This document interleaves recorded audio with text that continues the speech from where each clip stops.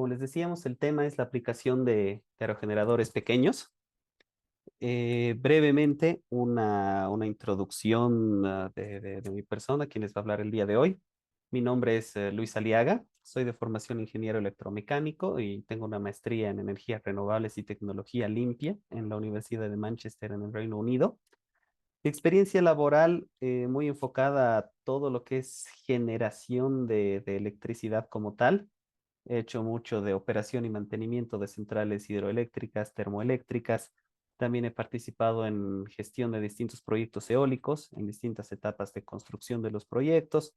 Algunos servicios de consultoría, como ser estudios de factibilidad, diseños, investigación, etcétera, todo en el tema de energías renovables. Y también muy enfocado ahora en lo que es realizar diseños, realizar cotizaciones de instalaciones solares, tanto residenciales como comerciales. Como indicábamos, nuestro tema de hoy, lo que vamos a discutir hoy día es acerca de la energía eólica, pero esta vez ya un poco enfocado a lo que son los aerogeneradores pequeños. Los que han estado en las clases anteriores recordarán que hemos hablado mucho el tema de aerogeneradores y de energía eólica, pero un poco enfocado a lo que son proyectos a gran escala, estos proyectos que se los puede denominar que es una escala industrial, que tienen el único propósito de producción de energía eléctrica para inyección al sistema eléctrico de un país. En este caso, vamos a ver el otro ámbito, quizás no tan discutido, y justamente porque es algo que no está tan desarrollado en comparación a esta contraparte, que es la aplicación de aerogeneradores pequeños, cuando no quiero hacer una aplicación a gran escala, sino es algo para un domicilio, para un comercio pequeño, para una granja, es decir, ya no se trata solamente de la inyección a la red, sino es más enfocado en temas de autoconsumo, de autoabastecimiento de energía eléctrica. Estos son los cuatro puntos que vamos a tocar, una breve introducción al tema, clasificación de estos aerogeneradores, principales características, los componentes de este tipo de aerogeneradores y finalmente vamos a discutir un poco algunos criterios de emplazamiento y de disponibilidad de vientos que me van a permitir, de cierta manera, analizar qué lugares son buenos o no para instalar un aerogenerador de estas características. Comenzando con nuestro primer punto acerca de la introducción. ¿En qué casos yo podría considerar un aerogenerador pequeño? ¿Cuándo sería recomendable o idóneo, por así decirlo, tener un equipo de estas características para el abastecimiento de energía? Los puedo considerar en terrenos o zonas con buen recurso eólico, es decir, que yo conozca que son sitios donde hay bastante viento, zonas aisladas de la red eléctrica también pueden ser muy beneficiadas por la aplicación de este tipo de tecnologías, ya que en muchos casos la ampliación de la red eléctrica es algo muy difícil o muy costoso de lograr. Entonces se prefiere este tipo de alternativas de producción de energía local. Eh, es recomendado en terrenos llanos, terrenos con pocos obstáculos, que estos son los terrenos más adecuados para la instalación de un aerogenerador de este tipo, porque son sitios con turbulencias bajas. Algo que también se recomienda es que los terrenos sean lo suficientemente amplios. En Estados Unidos, este es un dato que se tiene, que en Estados Unidos, por suficientemente amplios, se recomienda por lo menos un acre, y un acre que son las 0,4 hectáreas. Entonces, ya estamos viendo de a poco que esta aplicación de este tipo de aerogeneradores se está decantando mucho a zonas rurales, zonas con espacios amplios, espacios abiertos, con pocos obstáculos, que es muy diferente a lo que son zonas densamente pobladas, las ciudades, los pueblos, donde hay bastantes edificaciones, que vendrían a ser lugares quizás no tan apropiados para este tipo de tecnología. Esto lo menciono más o menos en comparación a lo que es la aplicación de energía solar cuando se lo hace igual de manera residencial o comercial, que sí es muy recomendable en estos lugares también que son densamente poblados, ¿no? Por ejemplo, en los tejados de las casas, en edificios, fábricas, comercios, etcétera.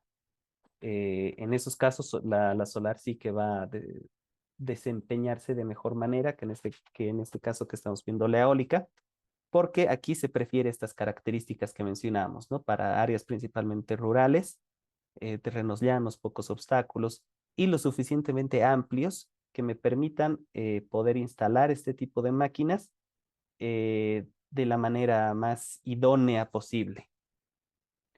Eh, Existen modelos tanto de turbinas de eje horizontal como modelos de eje vertical. Esto lo vemos un poquito más adelante, ingresando a nuestro punto 2 de la clasificación.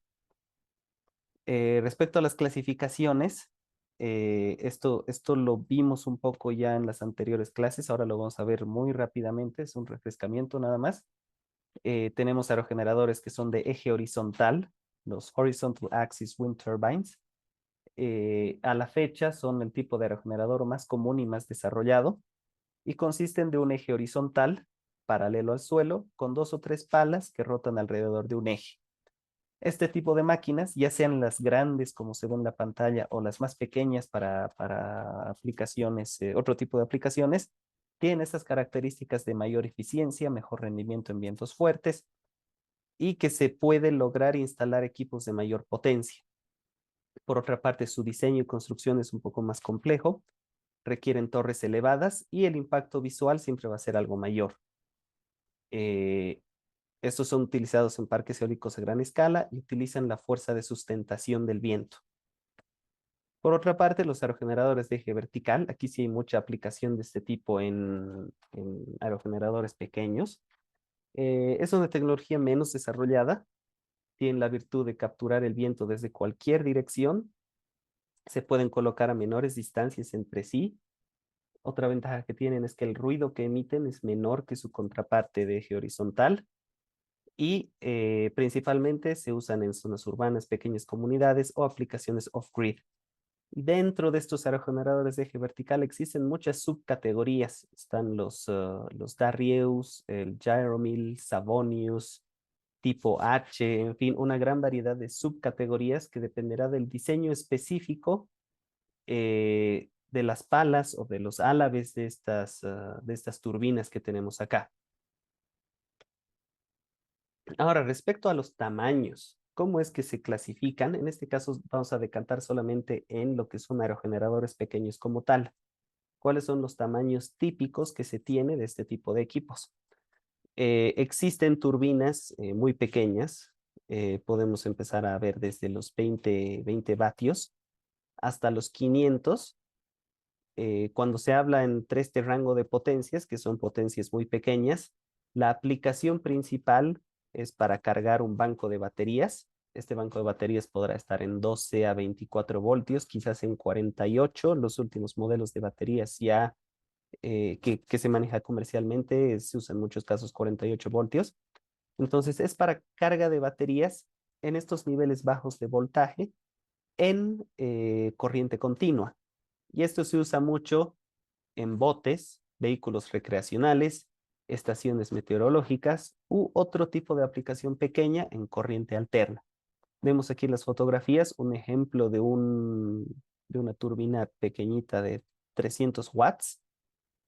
Podemos verla aquí en la parte izquierda, ¿no? del bote, que es justamente un ejemplo de este tipo de aplicación de turbina en corriente continua para la carga de un banco de baterías. Ahora, si vamos avanzando los niveles de potencia, ya empezamos a encontrar otro tipo de máquinas un poco más grandes. Hay turbinas en el rango de 1 a 10 kilovatios, típicamente usadas para bombeo de agua, pero en este caso es bombeo eléctrico. Turbinas en el rango de 4 a 15 kilovatios, ya se pueden considerar para uso doméstico residencial, ya sea para el suministro parcial o para el suministro total de electricidad, es decir, de la energía eléctrica que consumimos en domicilios, en residencias. Y finalmente, se pueden encontrar modelos de hasta 100 kilovatios, esto ya en otras aplicaciones que requieran mayor suministro de energía. Esto podrá ser algún comercio, alguna industria, quizás algunas aplicaciones agrícolas, granjas, por ejemplo, que tengan algún consumo de energía importante y que necesiten o que se puedan beneficiar de la aplicación de este tipo de máquinas. Aquí vemos también los ejemplos, ¿no? Una máquina de 400 vatios, un poco más grande, esta es de eje vertical. Máquinas de 10 kilovatios, ya en su mayoría, cuando hablamos de potencias mayores, la mayoría van a ser de eje horizontal, como se ve en este ejemplo. Entonces, un ejemplo de una de 10 y finalmente un ejemplo de una de 100 kilovatios, que ya se ve muy parecida a estas máquinas que tenemos en parques eólicos a gran escala, ¿no? Simplemente la diferencia aquí es la escala del tamaño. Estas máquinas van a ser mucho más pequeñas tanto en altura como en la longitud de las palas. Ahora, ¿cómo es que yo puedo conectar o integrar estos aerogeneradores a una red eléctrica? Eh, existen distintos diagramas de conexión. Unos son integrados a la red eléctrica y los otros son en redes eléctricas aisladas, que es lo que se llama los sistemas off-grid, o quizás sea un sistema híbrido, como el ejemplo que vemos acá. Lo vamos a explicar cada uno. A la izquierda tenemos este diagrama de un sistema eólico pequeño conectado a la red. En este caso, nuestra turbina, nuestro aerogenerador pequeño, va a estar conectado a un inversor y este inversor nos va a permitir transformar los valores de voltaje y frecuencia que tiene este nuestro aerogenerador, que son voltajes variables, y a una frecuencia también variable, que va a depender de la velocidad del viento, y nos permite adecuar estos niveles de tensión a los niveles de la red, que esto será a un nivel de tensión fijo, dependiendo del sistema que se tiene en el lugar, será 110 voltios, 240, etcétera, dependiendo de las características. Em, y esta salida de nuestro inversor va a estar conectada a la carga, que la carga en este caso es nuestro domicilio, nuestra residencia, el lugar que queremos energizar. Y también en paralelo va a estar conectado a un medidor de energía y el medidor de energía conectado a la red eléctrica. Esa es una forma de integración de este tipo de sistemas. Ahora, ¿qué pasa si es el otro caso, que yo quiero hacer un sistema aislado de la red? Tenemos este ejemplo de un sistema híbrido que en este caso tenemos la integración de un aerogenerador, tenemos módulos fotovoltaicos, paneles solares, inclusive podemos tener un generador de respaldo, todo esto conectado a un único equipo que me va a hacer la regulación y la conversión de energía. Entonces va a tener distintas entradas, una específica para eólica, una específica para solar, una específica para mi generador de respaldo, y va a manejar todas estas fuentes de energía. Me va a permitir cargar un banco de baterías y también me va a permitir entregar energía, ya sea en alterna o continua. En la mayoría de los casos estos equipos funcionan en corriente alterna. Entonces voy a tener provisión de energía en corriente alterna a mi domicilio, a la residencia que yo quiero, a la cual yo quiero suministrar de energía.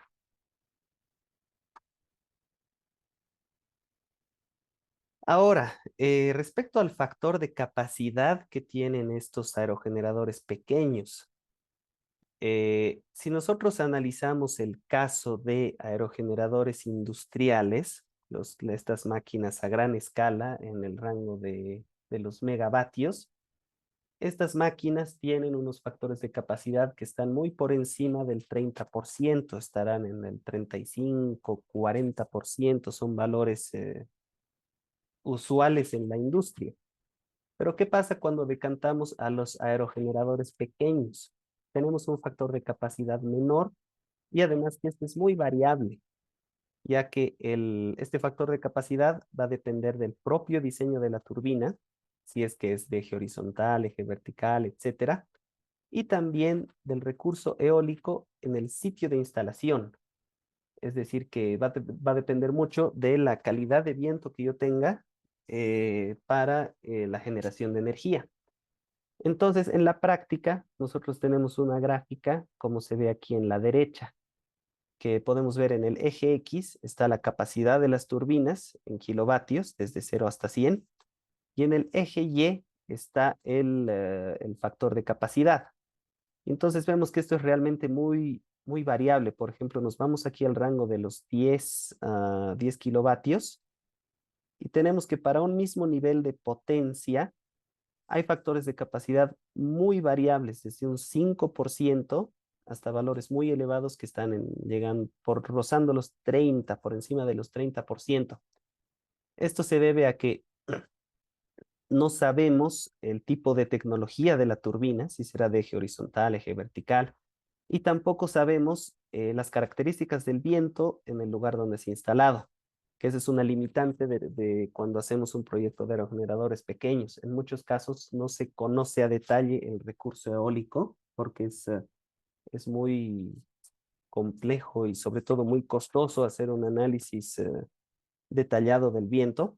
Entonces terminamos instalando estas turbinas en algunos lugares que quizás no eran lo más adecuadas para la explotación del recurso eólico. Entonces, como resultado, obtenemos estos factores de capacidad relativamente bajos, ¿no? Que muchos vemos en un rango de 5 al 15%, que es lo que lo que se tiene en muchos casos reales, y lo que se espera es tener valores óptimos de hasta un 30%, que sería una buena estimación o una buena esperanza respecto a algún proyecto de esta naturaleza. Ahora, vamos a discutir un poco acerca de los aerogeneradores certificados.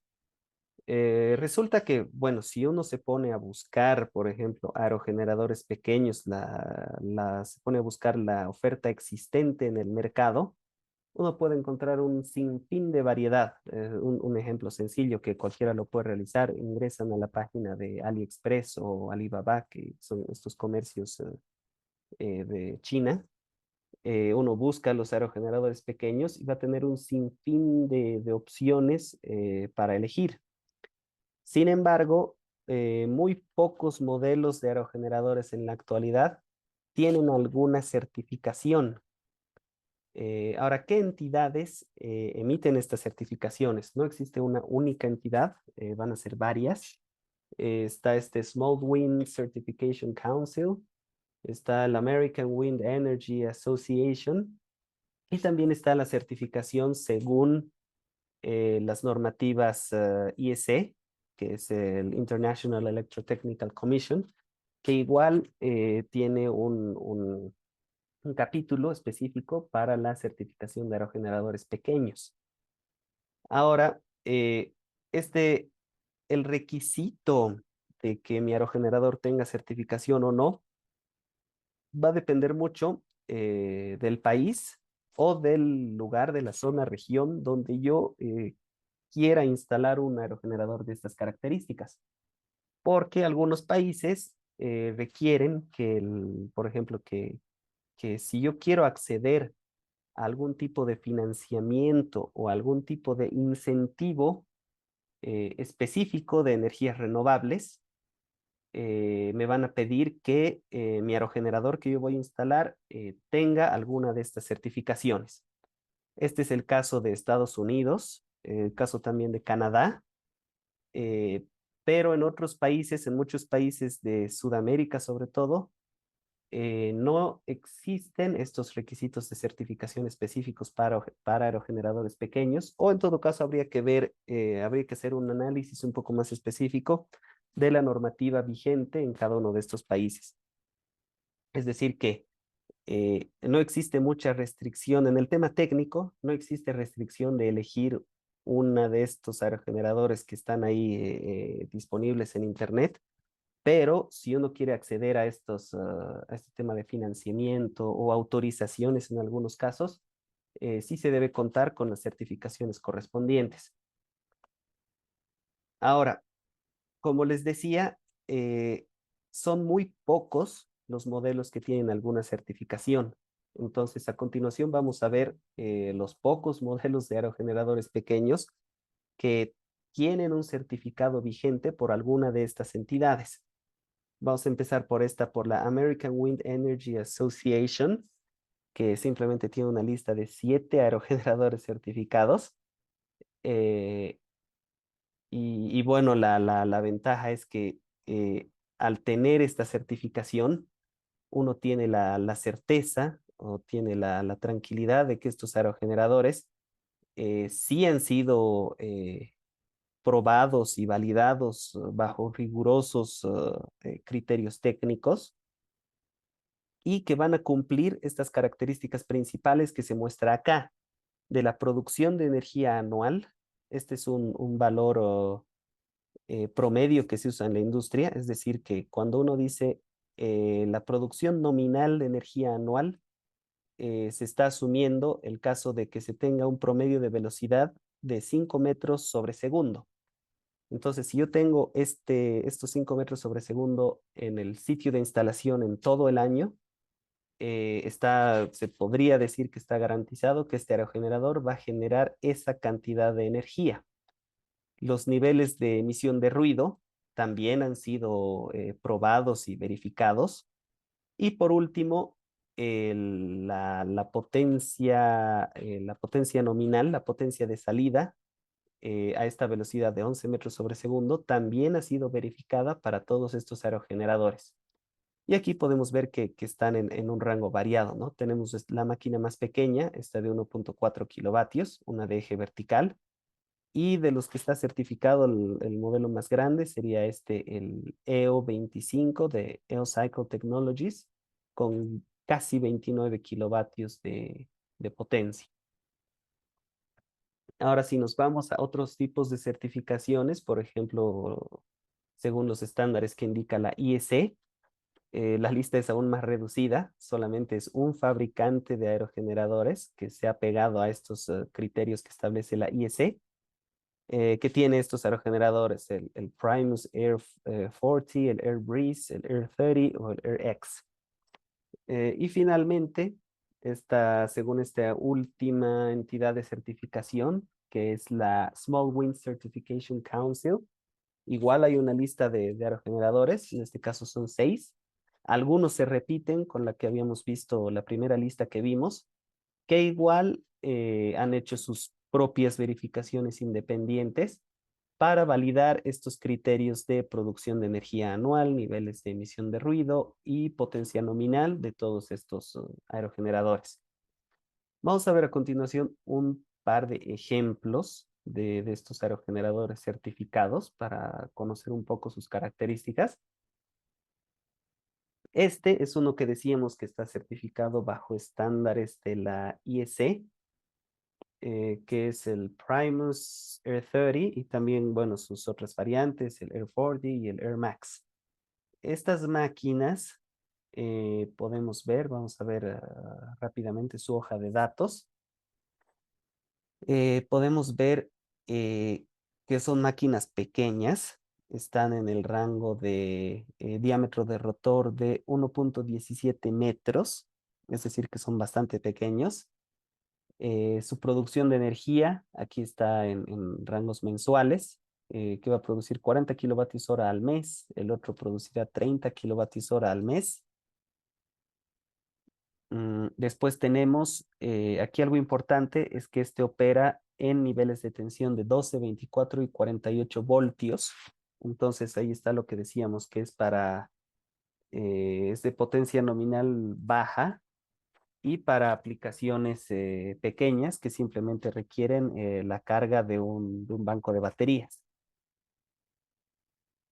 Ahora pasando a otro modelo, uno un poco más grande. Este es del fabricante Bergy Wind Power. El modelo es el Excel 10. Esta máquina tiene una potencia nominal de 8.9 kilovatios, es decir, es un poco más grande. Podría considerarse este ya para aplicaciones domésticas. Em, Producción de energía anual de 13.800 kilovatios hora. Y en este caso, al ser una máquina más grande, este ya no va a operar en corriente continua, sino que opera en corriente alterna. Aquí tenemos el formato de salida nos indica que es en corriente alterna, en trifásico, esto a frecuencia variable, porque decíamos que la salida de los aerogeneradores tienen una frecuencia variable, eh, que podrá estar, aquí vemos, en 240 o en 220, y esto va a tener que ser acoplado a un inversor que nos permita adecuar estos niveles de tensión y de frecuencia a los niveles requeridos por la red eléctrica. Eso es nada más para ver un par de ejemplos de cómo son estos aerogeneradores. Les invito a que después de esta presentación busquen estos fabricantes que tenemos aquí, están todas las listas. Al ser estos fabricantes los únicos que cuentan certificación, eh, estos con seguridad que en sus páginas web van a tener toda la información disponible.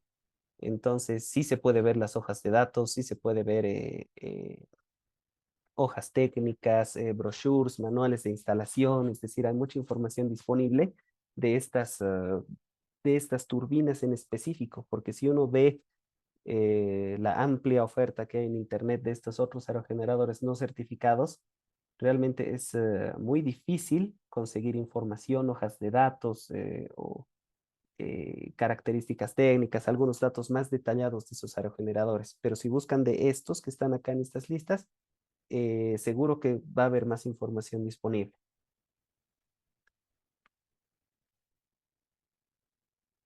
Bueno, pasando ahora un poco a lo que son los componentes de estos aerogeneradores pequeños. Según indicábamos antes, existen modelos tanto de turbinas de eje horizontal, las Horizontal Axis Wind Turbines, como modelos de eje vertical, las Vertical Axis Wind Turbines, pero por lo general, analizando de manera global un aerogenerador genérico de este tipo, de los aerogeneradores pequeños, va a tener los siguientes componentes. Un rotor, que es la parte móvil, lo vamos a marcar acá. El rotor, que es la parte móvil, que está prácticamente conformado por las palas del aerogenerador y el buje, que el buje es donde se está acoplando las palas a esta parte del centro, que es el buje. Eh, este buje a su vez va a estar acoplado a un eje mecánico en la parte interna, y el eje va a estar acoplado al generador eléctrico. También vamos a tener una torre que nos da el soporte a toda esta estructura. En el caso de esta figura, también tenemos que este tiene lo que llamamos la cola, que nos permite el posicionamiento de este aerogenerador respecto a a la dirección predominante del viento. También vamos a tener cableado, el distinto cableado, ya sea en corriente alterna o en corriente continua, para transportar toda esta energía eléctrica que está siendo generada en el generador hasta el punto de consumo.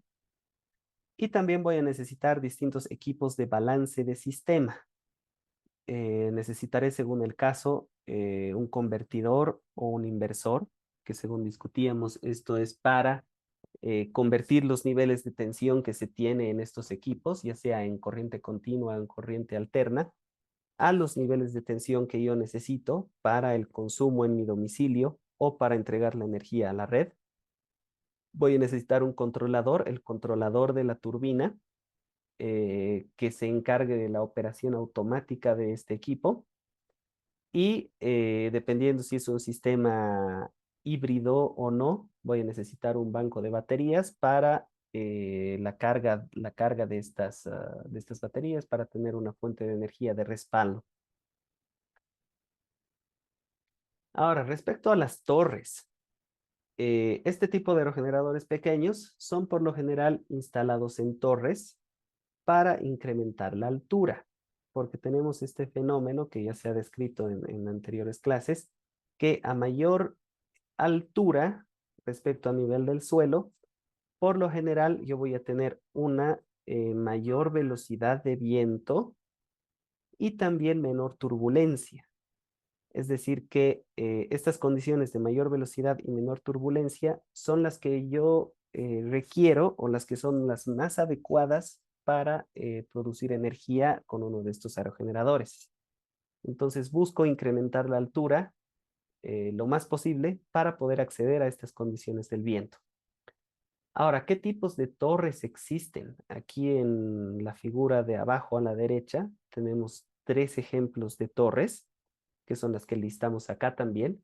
Están las torres autosoportadas o reticuladas, que es el primer ejemplo, el de la izquierda. Este tipo de torre suelen ser las más caras, pero tienen una ventaja de que pueden ser desmontables, es decir, que esta estructura se puede desmontar con cierta facilidad. Tenemos otra estructura que son las arriostradas, que es la que vemos a la derecha. Las arriostradas son las más económicas, pero tienen la desventaja de que requieren un área mayor para que yo pueda instalar los arriostres, es decir, estos cables tensores que van a sujetar la estructura central, la torre central. Yo necesito instalarlos a una distancia mayor respecto al centro que la distancia que yo requiero utilizando una estructura autosoportada o reticulada. Entonces, al final, si requiero estas distancias o estas áreas mayores, al final estoy ocupando un área mayor de terreno que quizás en algunos casos sea un área limitada. Y justamente de aquí viene esta recomendación que leíamos al principio de que se tiene que tener el espacio suficiente para la instalación de este tipo de aerogeneradores. Que si bien uno piensa que estos aerogeneradores van a ocuparme muy poco espacio, porque la torre como tal ocupa un área muy pequeña, sí hay que considerar estos requerimientos de área adicional, por ejemplo, para el soporte de las estructuras. Finalmente, también tenemos la instalación con torres tipo poste. Estas son también opciones caras, pero la instalación es mucho más sencilla, ya que tenemos una torre, una estructura única, que yo la voy a acoplar a una fundación que va a estar enterrada.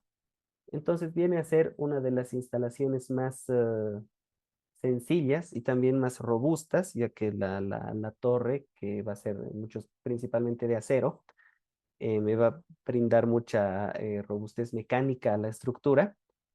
Pero tengo como desventaja que también por todo el material, por todo el acero que estoy poniendo aquí, va a ser una estructura más cara.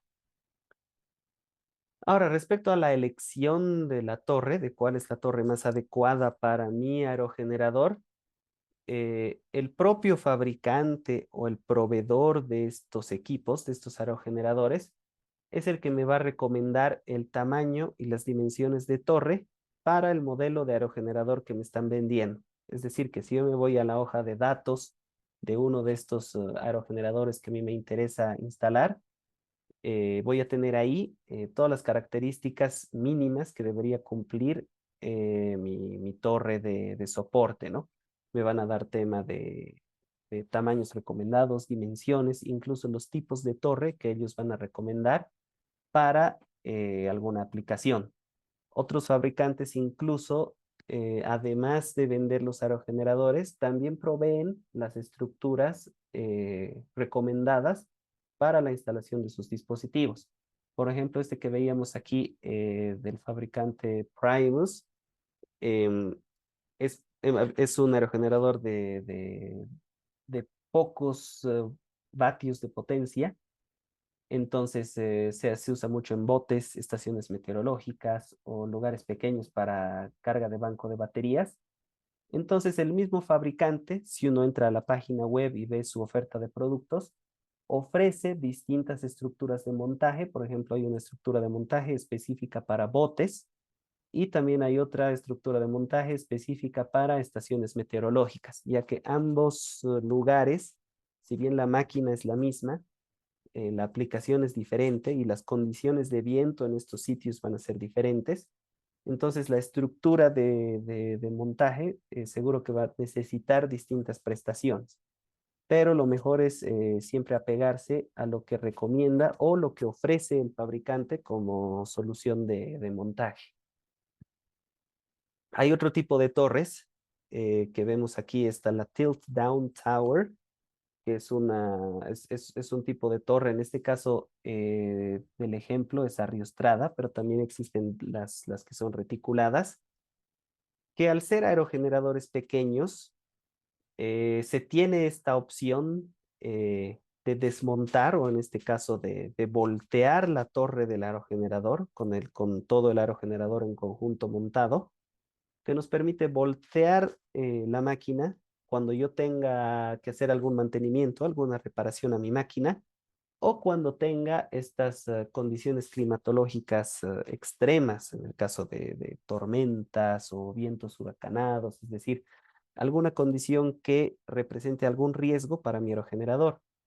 Entonces, en esos casos, existe este tipo de torres también, las torres desmontables, que van a permitir de una manera sencilla desmontar mi aerogenerador y la torre hasta que yo termine de hacer el mantenimiento o hasta que pasen estas condiciones extremas que pueden dañar el aerogenerador y también pueden dañar la estructura.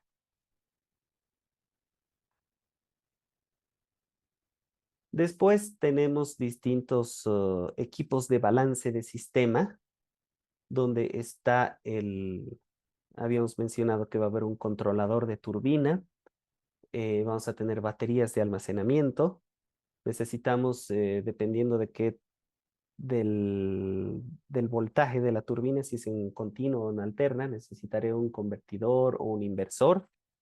Voy a necesitar cableado, las fundaciones de las torres, esto está un poco implícito en la parte anterior.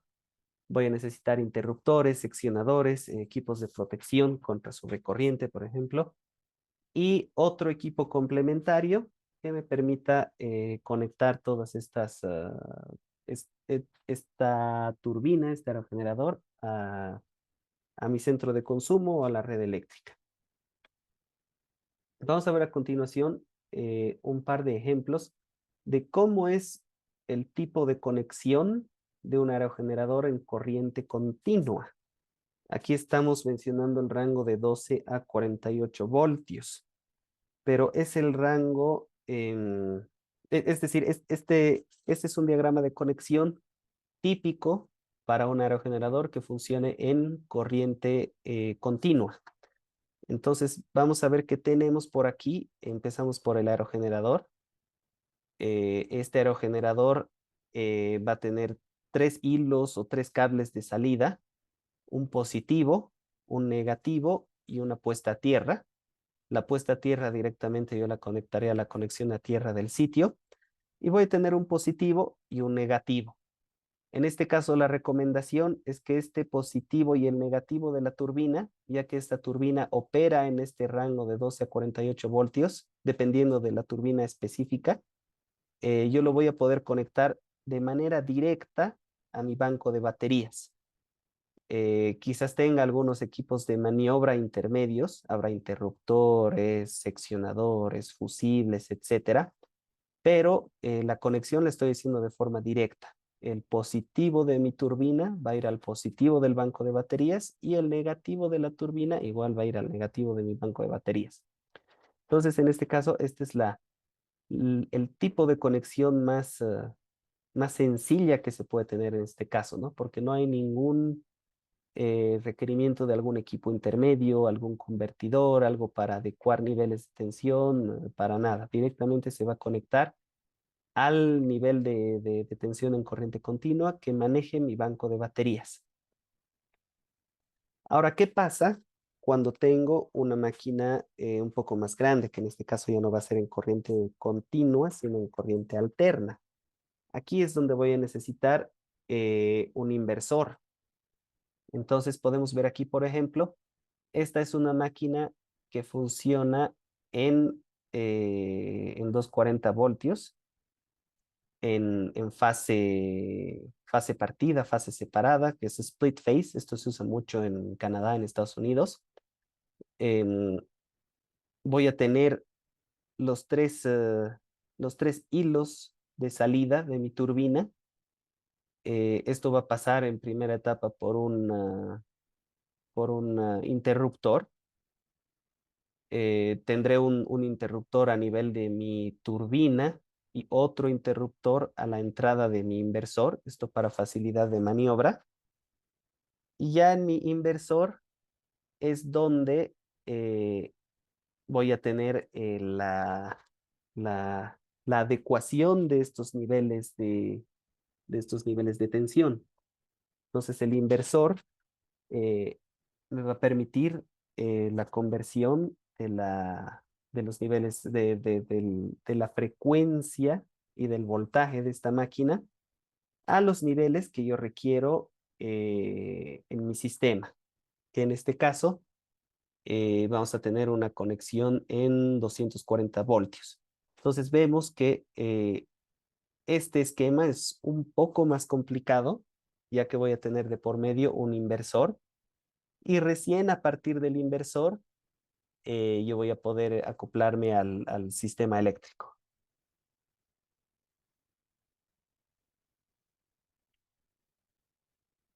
Bueno, vamos a analizar ahora un poco cuáles son los criterios de emplazamiento y de disponibilidad de viento.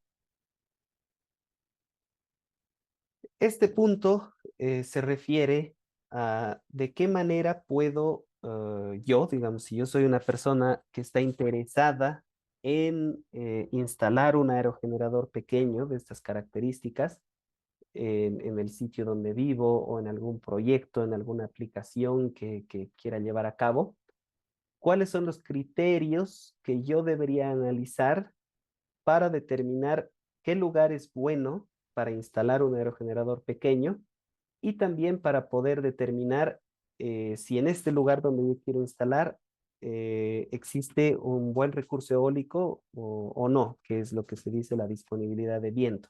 Si hay viento o no en el lugar donde yo quiero hacer la instalación. Entonces, ¿cómo determino esta disponibilidad de viento?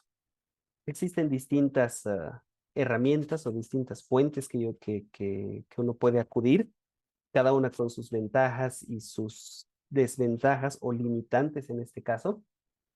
En primer lugar, tenemos los mapas de viento. Estos mapas de viento yo los puedo buscar en internet. Están ampliamente disponibles. Con seguridad voy a encontrar un mapa de viento de cualquier país del mundo, por ejemplo, que yo busque. Voy a obtener un mapa de viento. Entonces, es por eso que se dice que son ampliamente disponibles, pero tienen el problema de ser de baja resolución. Eso significa que me permiten entender o analizar un poco el recurso eólico, pero a nivel muy amplio y a nivel muy general. Es decir, que yo no voy a poder tener una resolución lo suficientemente afinada para un lugar muy pequeñito, que va a ser un área delimitada de terreno muy pequeña, donde yo quiero hacer mi proyecto. Esto me va a dar idea del recurso eólico a mayor escala, es decir, abarcando áreas de terreno mucho mayores. Y el problema es que puede haber variaciones locales. Este mapa me puede mostrar, al ser tan amplio, va a simplificar seguramente muchísimos detalles del recurso eólico en una zona muy, muy puntual, muy específica. Entonces tengo esa limitante. Después podría considerar también utilizar datos de estaciones meteorológicas próximas. Estos datos pueden ser útiles como referencia, pero se tiene el problema de que los datos de las estaciones meteorológicas no suelen ser tan confiables, ya que estas estaciones no han sido diseñadas o construidas exclusivamente para medir el viento, es decir, que se mide muchos otros parámetros y en esos parámetros el viento solamente es uno más. Entonces no van a tener la precisión que uno necesita para conocer este recurso eólico con exactitud. Otro problema también que se tiene al usar datos de estaciones meteorológicas próximas es que depende mucho la distancia de la estación meteorológica al sitio donde yo quiero instalar mi proyecto. Si bien se puede acudir a datos de muchas estaciones, es muy difícil que yo tenga una estación que esté muy próxima al sitio donde yo voy a desarrollar. Y si encuentro una que esté medianamente próxima, Por esta distancia que existe entre los sitios, tampoco voy a tener la certeza de que esos datos de viento van a ser exactamente iguales en el sitio de mi proyecto, por ejemplo. Después tenemos otra forma de hacerlo, es llevar a cabo mediciones en sitio, ya que esta medición en sitio me va a permitir caracterizar el viento de manera específica en el lugar donde yo quiero instalar mi proyecto. Esta va a ser la forma más fiable, la que me va a dar los mejores resultados, pero a su vez es la más costosa.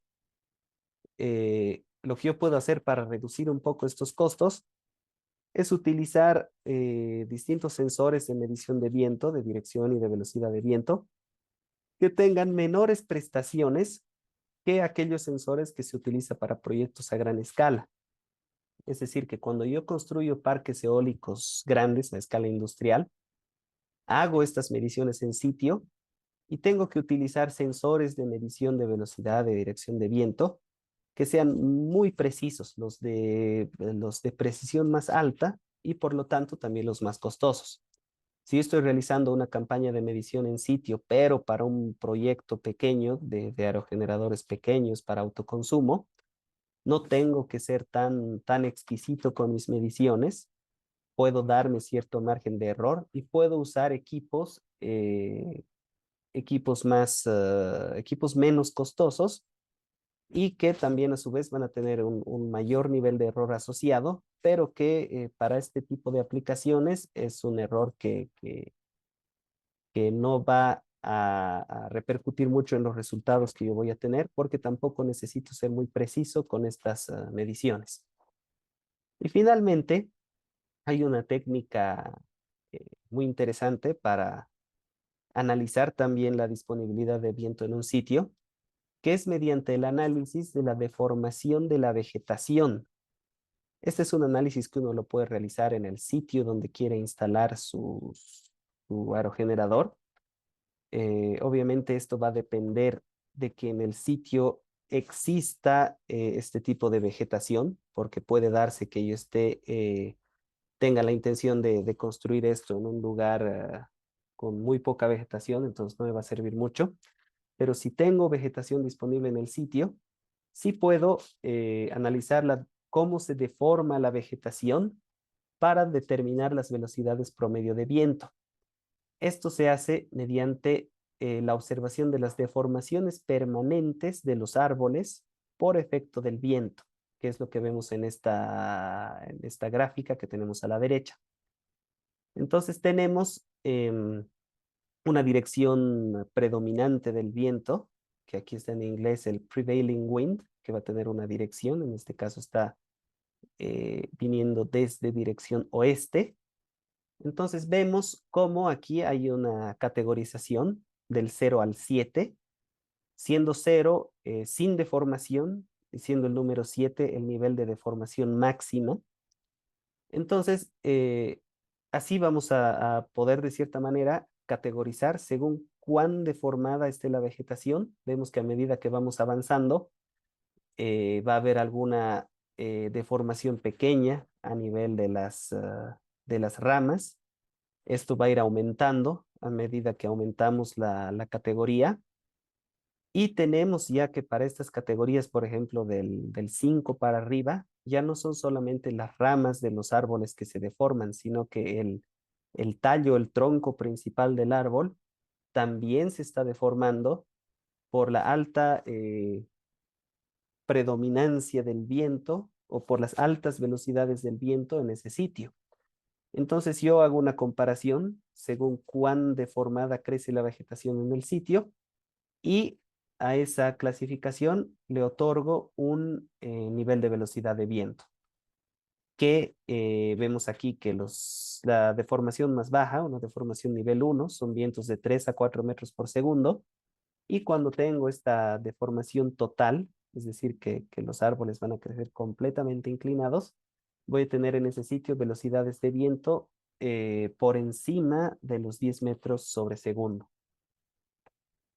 Aquí a manera de ejemplo, creo que viéndolo así con esas fotografías queda mucho más claro de qué trata este análisis. Estos son ejemplos reales de cómo el viento deforma la vegetación en algunos sitios. Entonces, según cuán deformados es que crecen estos árboles, es que yo puedo de alguna manera asociarlo a esta tabla y más o menos asumir una velocidad de viento promedio en el sitio, que es una forma muy sencilla y muy útil para poder determinar más o menos cuánto viento tengo en el sitio. Porque estos otros métodos que hemos discutido antes, sobre todo el de medición en sitio, me va a ser muy difícil y muy costoso llevar a cabo, y sobre todo si lo que yo estoy buscando es una aplicación pequeña. Ahora, ¿cuáles son los criterios de selección de un lugar de instalación? El principal criterio es evitar las zonas de alta turbulencia. Otra cosa que se debe tomar en cuenta es considerar distancias de separación a los obstáculos que existan en el terreno. Vamos a ver esto en una gráfica adelante para ver cuáles son las distancias. Si conozco la dirección predominante del viento, es decir, por qué dirección es de donde el viento sopla con más frecuencia, debo instalar mi aerogenerador por delante de todos estos obstáculos que hay en el terreno respecto a la dirección del viento. Necesito suficiente espacio para la instalación de arriostres, si es que fuera el caso.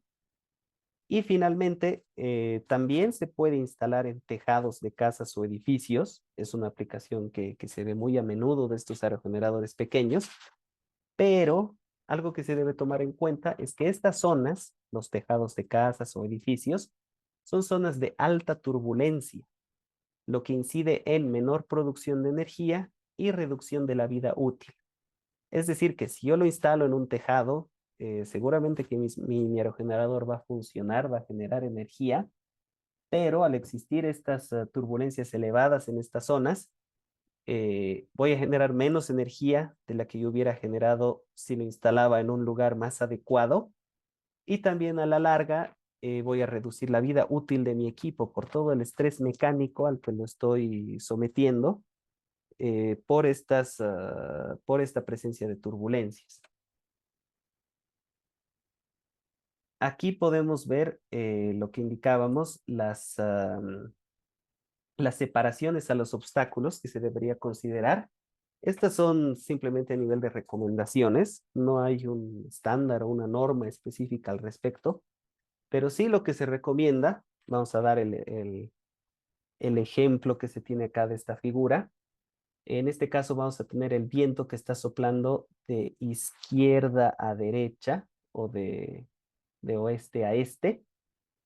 Tenemos aquí distintos obstáculos, hay árboles, hay casas que van a tener una altura h, y vemos que por la existencia de estos obstáculos de altura h, todo lo que esté hasta el doble de esta altura, al 2h, es una zona de flujo altamente turbulento. Lo vamos a marcar aquí.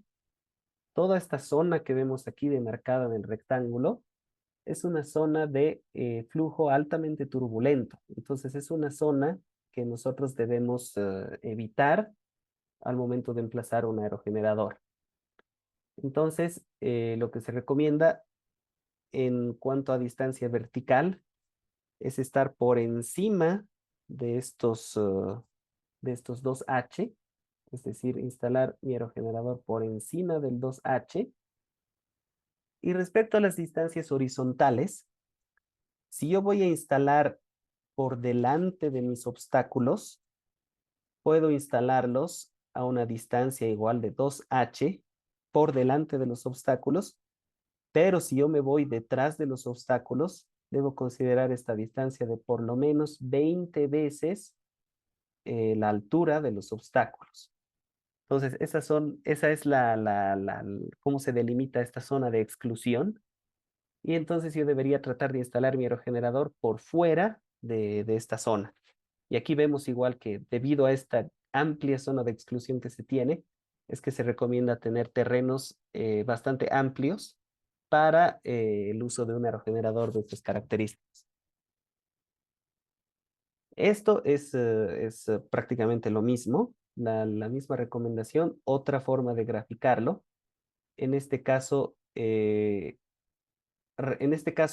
vez de usar las alturas de los obstáculos, recomienda valores fijos, una altura por encima de los 6 metros de los obstáculos y una distancia en vertical de 76 metros. La zona de exclusión viene siendo muy similar, pero lo que más se aprecia en este gráfico es esta clasificación del 1 al 3. Tenemos viento 1, viento 2, viento 3, y nos muestra que los buenos vientos están en esta zona número 1 y los vientos pobres o no adecuados son en la zona 3, que es la zona que tenemos que evitar. Y aquí se ve cómo es el perfil del viento, es decir, cómo cambia el viento en la presencia de estos obstáculos y cómo detrás de los obstáculos se van generando estas turbulencias. Ahora, ¿qué se debe hacer cuando son emplazamientos atípicos? Es decir, algunas ubicaciones especiales. ¿Qué se puede hacer en este tipo de casos? Tenemos un ejemplo de ubicación especial cuando quiero instalar mi aerogenerador en la costa o en la ribera, que es el caso que se ve en la figura. Lo que se tiene aquí es que los árboles y las estructuras más altas pueden estar en la línea del viento. Y lo que se prefiere es proximidad a la costa, es decir, estar lo más pegados a la costa posible, no tanto a los obstáculos, y que el aerogenerador esté ubicado, lógicamente, por delante de los obstáculos, árboles y edificaciones, respecto a la dirección predominante del viento. Entonces, el fenómeno que se tiene aquí en las costas es que, bueno, en la costa el viento va a tener este flujo laminar, este flujo uniforme en la dirección del viento predominante, y al llegar a tierra y al empezar a aparecer los obstáculos, el viento toma esta dirección hacia arriba por la presencia de los obstáculos que empiezan a frenarlo de cierta forma por abajo.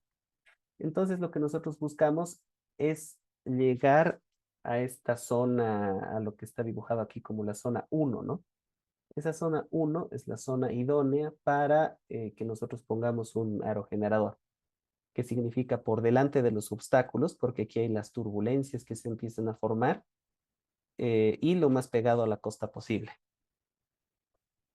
Ahora tengo mi siguiente caso, el ejemplo de una cumbre. ¿Qué es lo que pasa en una cumbre? En este caso es un poquito diferente el fenómeno. Pasa algo interesante en las cumbres, que es que el viento se comprime al soplar sobre la cumbre de una colina, con lo cual aumenta su velocidad. Entonces, en este caso, por la presencia de una cumbre, se tiene un fenómeno inverso al que habíamos analizado antes, porque se tiene velocidades de viento mayores a una menor altura. Pero hay que tomar en cuenta que este fenómeno es solamente local, es decir, que va a pasar esto muy próximo a la cumbre. ¿Qué es lo que pasa aquí? Tenemos el ejemplo del flujo de viento que está viniendo de manera horizontal, que por la existencia de este gran obstáculo, de esta cumbre que tenemos aquí, se va a empezar a comprimir, se comprime hacia arriba, y tenemos que a menores alturas tenemos esta zona 1, que es una zona donde se tienen los vientos o el aire más comprimido y a una velocidad mayor. Pero si yo me voy más arriba, el viento ya no ha sufrido este fenómeno de compresión por la presencia de la cumbre. Entonces la velocidad que tengo aquí por encima va a ser menor a la que yo tengo en esta parte específica donde se están comprimiendo las corrientes de aire. Por último, si fuera una altiplanicie o una meseta, ¿qué pasa en estos casos? Lo que pasa es que la presencia de precipicios o acantilados, como vemos acá, produce turbulencias en las zonas más próximas a los mismos, es decir, lo más próximo en la parte superior y también lo más próximo en la parte inferior van a ser zonas con mucha turbulencia, zonas que debemos evitar. Entonces, el criterio en estos casos es irnos lo más lejos posible de estos acantilados, precipicios, para reducir las turbulencias que se generan en estos sitios. Entonces, nuestra zona preferida para aerogeneradores va a estar aquí lo más lejana posible al precipicio o al acantilado en cuestión.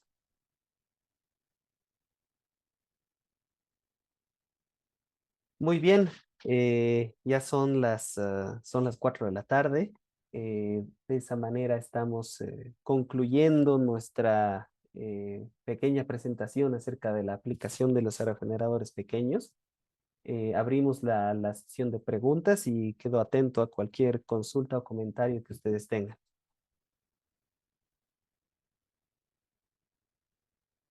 Si alguien tiene una pregunta o alguna aportación para la clase de Luis, pueden abrir sus micrófonos o incluso escribir dentro del chat.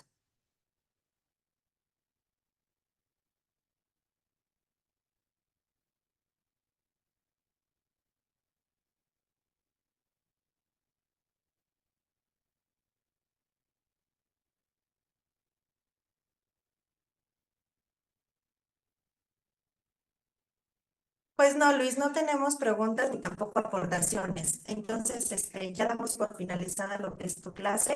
No sé si quieras decir algo ya para despedirnos. De acuerdo, muchas gracias.